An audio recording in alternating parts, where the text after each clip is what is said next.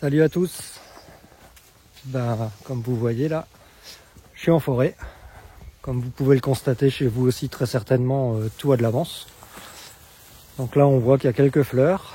Je vous montrerai aussi les jonquilles qui fleurissent déjà aussi chez moi là-haut. J'ai réussi à les prendre un petit peu au drone. Et puis là je vais chercher un peu d'ail des ours pour mon entrecôte de ce soir. Et on se revoit après le générique.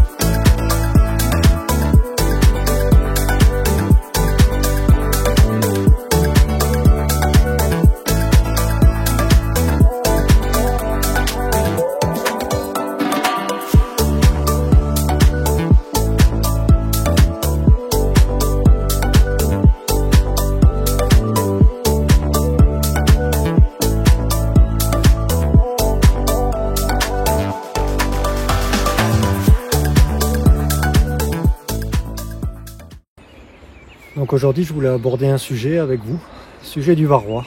Parce que là comme vous voyez là je suis sur le rucher de montagne, donc j'avais 6 ruches ici. Le problème c'est que il n'y en aura plus qu'une au final. Donc j'ai des reines qui étaient très faibles, ça je l'avais noté, des reines mal fécondées. Je l'ai vu tout de suite, mais il était trop tard pour en refaire d'autres. Donc j'espérais que ça tienne au moins l'hiver, j'avais noté qu'il fallait les remplacer le plus vite possible au printemps, apparemment ça n'a pas tenu. Quand j'ai ouvert les ruches, pour moi il n'y a pas de signe de varroa, on ne voit pas dans le couvain des abeilles qui sortent des alvéoles avec la langue qui pend, ce qui est signe normalement de varroa, donc j'ai aucune idée. Est-ce que c'est vraiment que mes reines qui sont faibles? Comme je l'ai déjà dit, les traitements, je fais un traitement différent dans chaque rucher en test.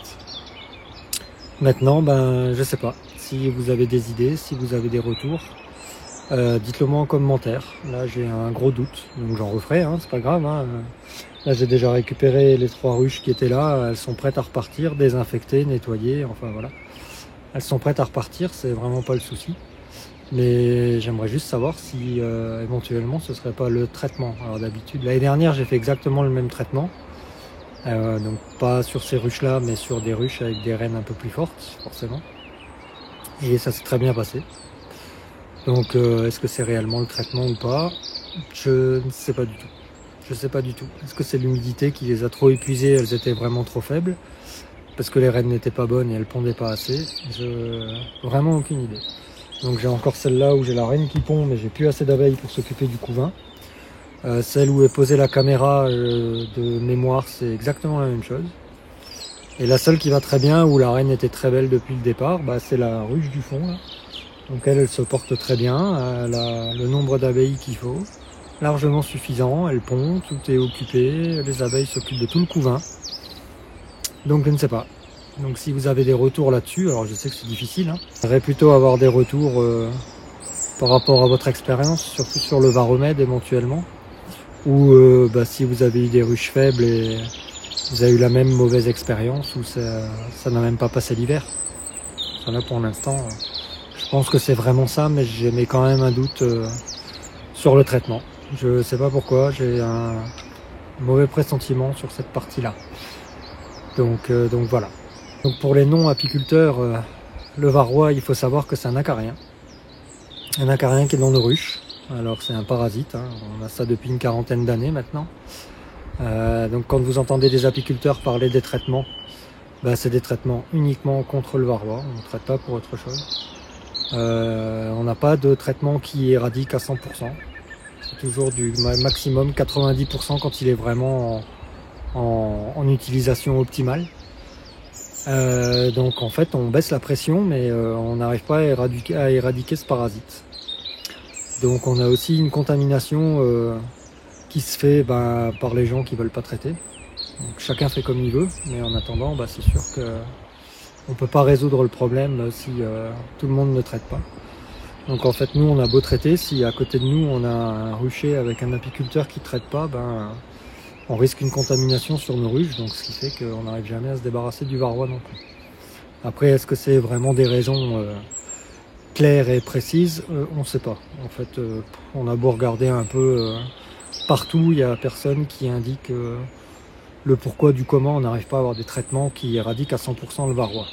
Alors, certains vont dire que c'est de la manipulation de la part des pharma pour en racheter tous les ans. Peut-être. Honnêtement, j'ai pas d'idée là-dessus. C'est sûr que quand on voit le niveau d'expertise qu'on a et en 40 ans, qu'on soit pas capable dans nos recherches de trouver un traitement qui éradique complètement le varroa, c'est sûr qu'on peut avoir le doute à ce sujet-là. La seule chose que je vois, c'est qu'on a beau chercher, on n'a vraiment pas les réponses sur ces traitements. Et on n'a pas d'efficacité à 100% sur les traitements non plus. Donc ça devient un gros problème. Après, ça fait 40 ans qu'on s'y fait, donc faut faire attention. Mais on a tellement de traitements sur les marchés aussi. Et on sait qu'il faut changer les molécules tous les 3 à 4 ans. Le varroa s'acclimaterait aux molécules qu'on met à l'intérieur. Donc je sais pas, c'est vraiment un fléau. Moi là c'est la première année où j'ai un doute sur mon traitement. Je sais pas du tout. D'habitude j'ai pas de doute, je le vois bien. Donc je fais mes comptages, tout ça, il n'y a aucun souci. Bon, sur celle-là j'ai pas pu faire les comptages parce que j'ai fait une bêtise quand j'ai fabriqué les fonds en bois. C'est que j'ai pas prévu la place pour mettre ma plaque. Donc c'est les 6 seuls que j'ai pas pu faire le comptage. Toutes les autres j'ai fait le comptage. Mais bon, ça explique pas tout quoi. Ça n'explique pas tout. L'année dernière j'ai utilisé exactement le même traitement, tout s'est très très bien passé. Donc je pense que c'est surtout mes rennes qui étaient très faibles. Mais j'ai quand même un doute sur ce varomède là. C'est pas la première fois que j'entends que ça se passe mal avec ce produit-là. Il y en a quand même pas mal qui l'ont essayé pour rester à l'époque en bio surtout, parce que de mémoire c'était un des seuls qui était accepté en bio.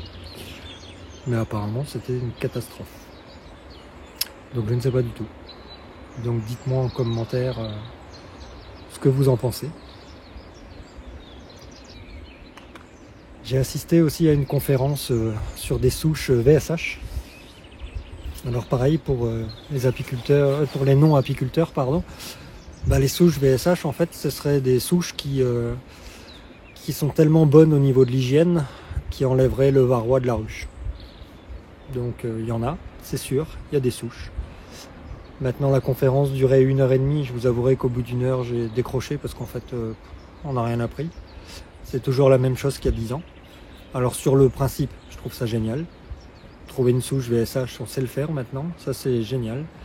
Par contre pour la commercialiser, c'est juste, pour moi, quasiment impossible. Impossible. Sur une reine que vous fécondez avec un mâle, vous faites 15 filles. Donc pour les non-apiculteurs, c'est pareil. Les reines qui sont inséminées artificiellement, donc là on va l'appeler la F0, donc c'est vraiment la première des reines. On va devoir en faire des filles pour pouvoir faire une sélection.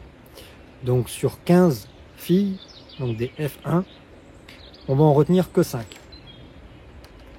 Sur ces 5 là, on n'a pas encore fait les critères de douceur, de production, c'est uniquement par rapport au varroa, donc des VSH. Suite à ça, on va les sélectionner. Je ne sais pas combien ils vont en rester, peut-être qu'une. De celles-là, il va falloir faire des F2. Les F2, éventuellement, on peut les commercialiser. Mais quand on voit déjà la quantité qu'il faut pour faire une F1, commercialiser une F2, c'est déjà très difficile. Et tant qu'on arrive à commercialiser une F2, vous la prenez, vous, en tant qu'apiculteur, il faudrait faire une F3 pour garder votre souche. Mais comme vous êtes déjà sur la F3, en fait, en capacité VSH, vous allez la faire féconder avec d'autres mâles qui ne seront pas VSH, forcément. Ça sera trop compliqué à faire. Entre 15 et 20 mâles qu'elle va trouver pour se faire féconder, il y a vraiment un très faible pourcentage pour qu'il y ait encore des VSH dedans. Donc je crois de mémoire que ça réduit à peu près 15% de réussite. Donc vous imaginez en tant qu'apiculteur, c'est juste impossible à faire. Si vous voulez produire du miel, du pollen, de la gelée royale, vous pouvez pas. C'est pas possible de faire de l'élevage en VSH. Et même les purs éleveurs, quand on voit ce que ça demande scientifiquement, rien que pour le critère de sélection, où ils font venir sur ces 15 filles, où eux ils introduisent du varroa dans les ruches, quel éleveur va introduire du varroa dans les ruches pour après pouvoir faire des comptages et voir si elles sont vraiment VSH? Alors moi j'aimerais bien acheter des souches VSH le jour où on peut les commercialiser. Il y en a déjà qui prétendent pouvoir en vendre, mais sur quels critères ils se basent? Moi si on me fait un truc où il y a des contrôles et qu'il y a des papiers qui certifient que c'est vraiment des VSH, même si elles sont à 200 €, ok, je veux bien les acheter. Mais pour l'instant, de ce que je suis des conférences, c'est pas la première que je suis. En fait, ils racontent toujours la même chose. Donc comme dit, je suis vraiment pas contre, au contraire, hein, je suis pour le progrès et pour essayer de trouver une génétique VSH, ce serait vraiment génial qu'on puisse le faire.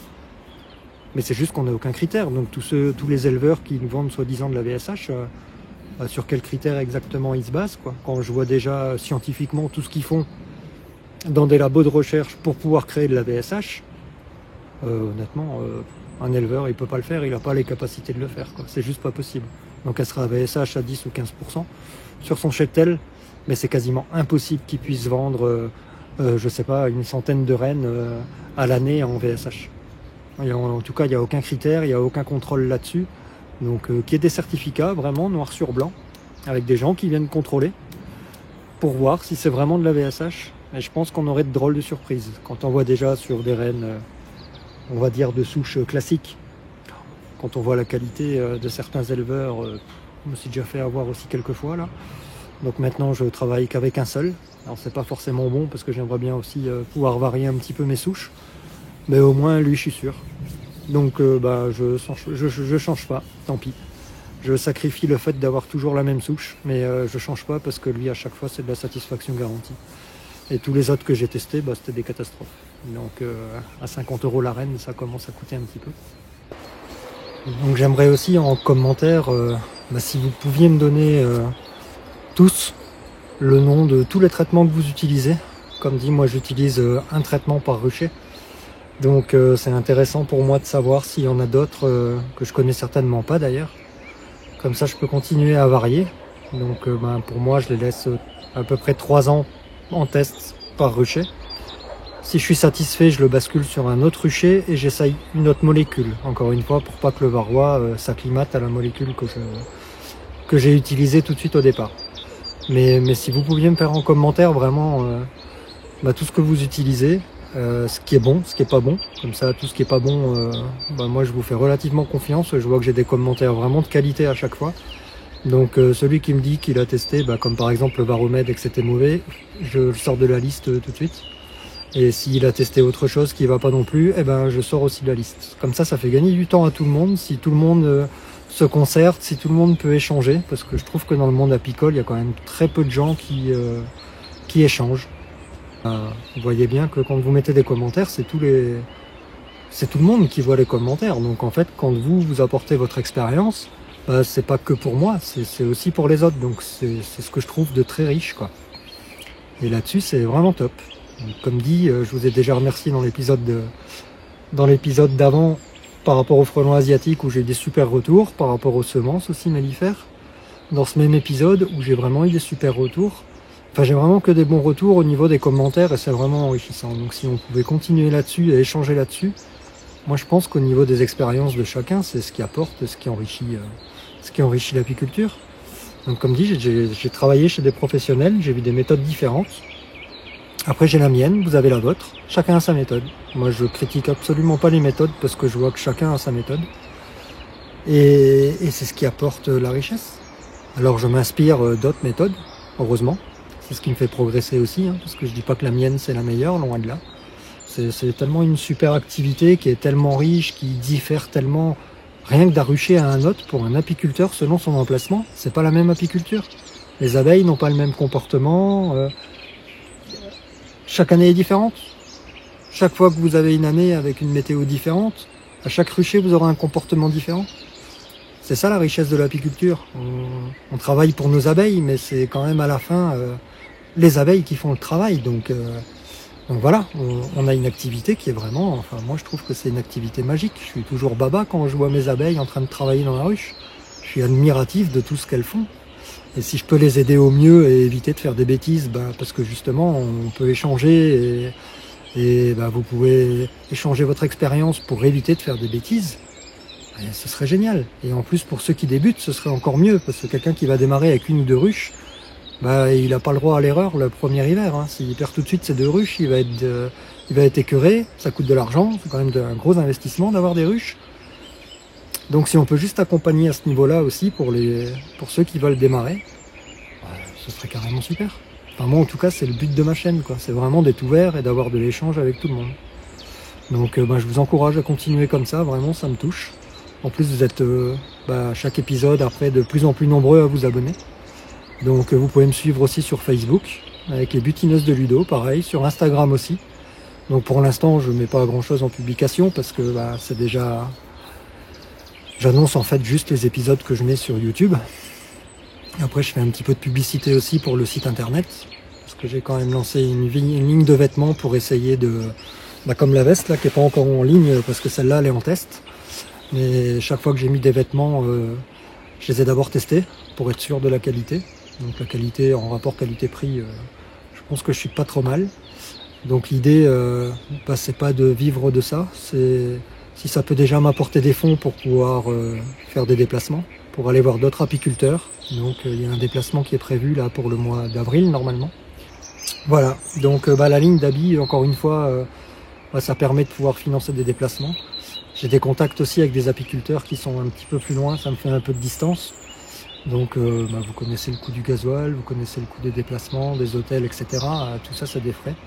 Donc je peux pas forcément toujours tout payer de ma poche. Et il faut pas oublier qu'il sert aussi, si vous voulez déposer vos produits, il n'y a aucun souci. J'ai déjà fait une annonce. Donc vous me contactez, on met vos produits dessus. Comme dit, sur tout ce qui est produit de la ruche, je prends uniquement les frais de fonctionnement. Donc quasiment pas de marge, le minimum légal.